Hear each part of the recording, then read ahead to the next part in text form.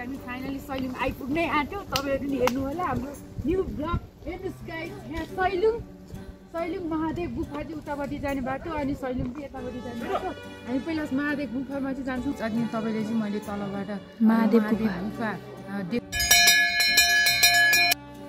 ल अब चाहिँ फाइनली सुरु पनि भइसक्यो। मेरो दिदीले चाहिँ सैलुङ घुम्न आएको अनि त्यसपछि भीमसिंहको माग्यो भने चाहिँ पुरा हुन्छ भनेर म पनि आफ्नो उइस माग्नेछु। अनि यहाँको नाम चाहिँ हो भीमसेन तरबार भन्नु। अनि म चाहिँ अब आफ्नो उइस पुरा गर्नको लागि यही ढुङ्गा राख्दैछु।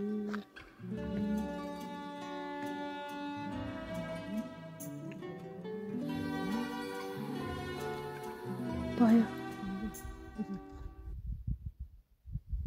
अघि नै सैलुङको गुम्बा देखाउँछु भन्थ्यो नि, त्यही भएर हामी ठ्याक्कै गुम्बामा आइपुग्यो। अनि मेरो फाइनल लुक चाहिँ अनि यस्तो छ, गुरुङ ड्रेस लाएर टक्क